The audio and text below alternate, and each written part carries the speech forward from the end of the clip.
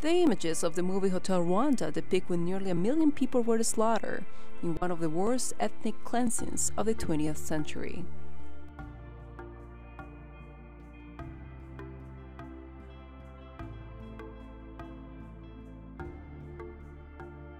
Thousands fled the country and witnessed unspeakable violence and torture.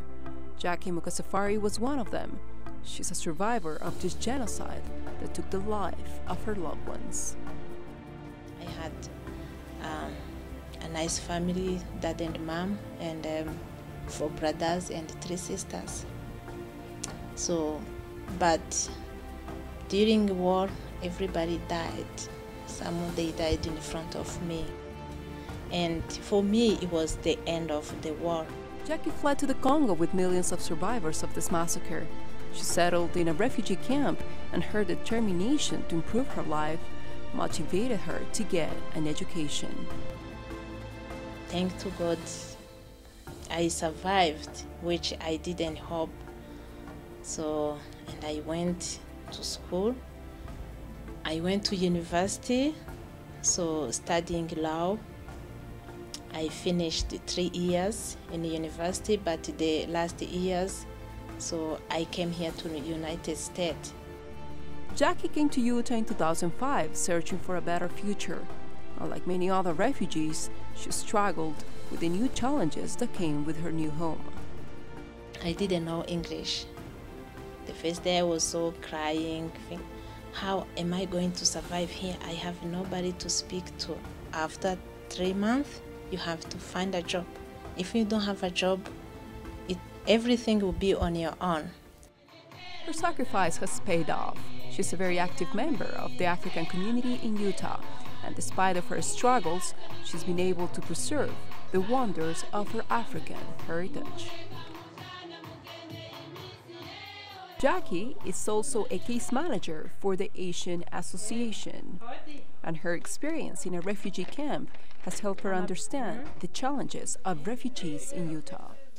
It was easy for me because I was single, but I can't imagine those who have like 6, 5, 7, even 10 kids.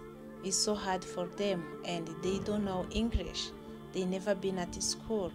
So it's very difficult for those who don't know anything with large family. So after 8 months, everything have to be on their own. Life in America, it's not easy for Jackie, but freedom is priceless.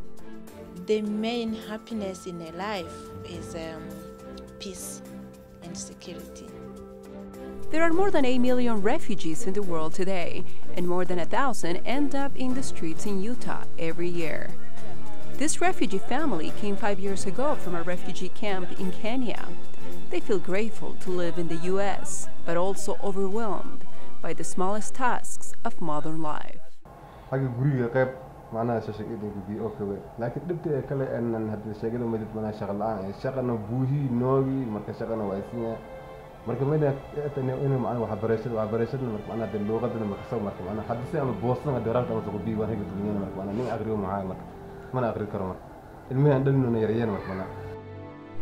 of their 7 children are disabled, and despite of government assistance, this couple feels that they don't have enough money to make ends meet.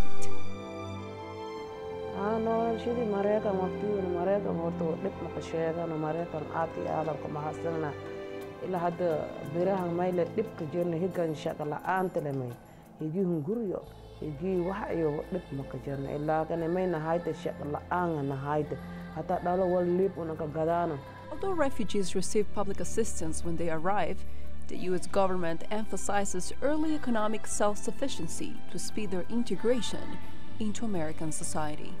It would make more sense to a lot of us to, have English up front, this sort of thing, to prepare somebody. But that's not what the law says. The law says work, as soon as possible.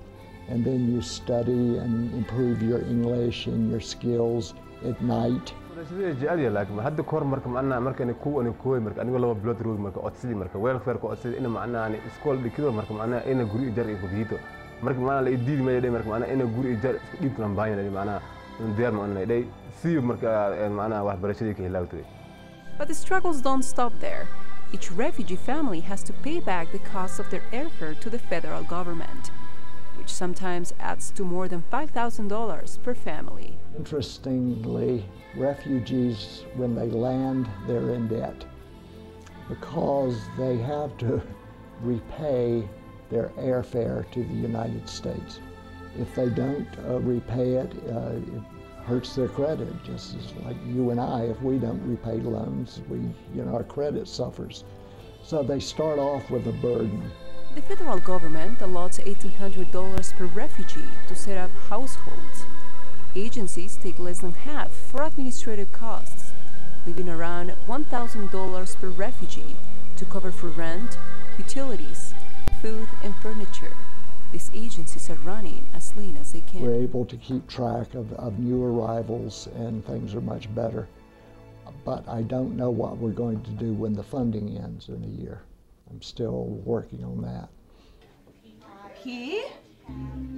They look like normal school classes, but the student body here is a patchwork of different nationalities. Some adult refugees receive English as a second language by different organizations at the LDS Humanitarian Center. We have 100 refugees that are involved in the training program right now.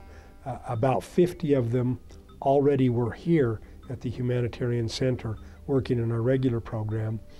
Toothbrush.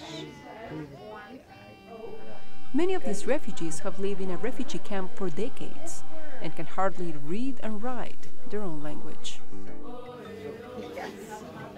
They came here, they've never picked up a pencil before, they've never written their name before, so they're starting from scratch. A lot of our refugees have never seen or opened a can, never flushed a toilet before, and so they not only have English that they have to work on, but they also have a completely new social system.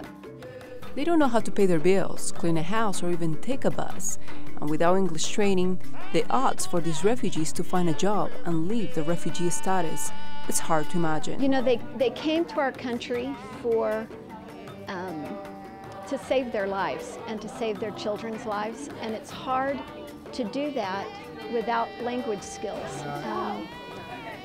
Without English, they don't have a chance of ever making enough money to get off of public assistance. Some refugees receive job training at the different Desert Industries stores. This helps them build work experience in America. Working on the donation dock where they receive the donations from the public. They also sort the donations and price them. We have them work at our cashier stations, the janitorial work, anything that would be involved in running a donation center and a retail thrift store. The job and English training lasts for up to 6 months, and those unable to learn the necessary skills to leave poverty see their dreams of self-sufficiency suddenly awaken to harsher reality. They need to provide for their welfare. Yeah? What kind of food you guys like? Rice or? Yeah. Rice? Resources given from the state to resettlement agencies allow refugees to work for up to 6 months after their arrival in Utah. From that point on, refugees are either left on their own or transferred to the Asian Association, an agency that provides different services that range from English classes to counseling services. Well, we provide a holistic approach. We not only just serve and provide services, we get to know the families. 11 case workers and 3 job developers serve more than 2,500 refugees in Utah. These workers do their best to help refugees, but find it hard to meet the demand. I can't imagine how they keep going. They have so many issues with each family. I mean, they have a caseload probably between 40 and 50 and some even up to 60 now. Each case has probably a lot of problems, so stretching themselves out is very hard. I followed Jamal, a job developer for the Asian Association. He filled his van with refugees from different parts of the world and went off to hunt for jobs. Education is vital, he says, but job opportunities are not easy to find for refugees. Okay, do you offer benefits or no? What we are doing, that we are job coaching them, how to fill application online, and how to do job search, how to act, with an interview, and all job searching aspects. Because the main purpose to make them self-sufficient. When at certain time, they have to be able to job search by themselves. After a couple of hours, employers refer them to online applications. Okay, online. These days, you don't have too much applications to fill. Okay, let's go. Basically, my challenges is the one that my clients faces, like the language barrier, the lack of work history, especially for the newcomers. They want to work so bad, and if people would just give them a chance, and we could provide interpreters for on-the-job training or any troubleshooting they might need, to understand their job better. But our main problem is finding jobs for people with little or no English skills. For those who know the language, opportunities to find a job are a lot easier. Ali Al-Halawi served as a translator for the American troops in Iraq, and thanks to his English proficiency, he was able to find a job. When I came from Iraq, I've never been, behind the wheels. I've never been driving. And through Asian Association, they helped me out to find a school to go to learn how to drive and to get my license.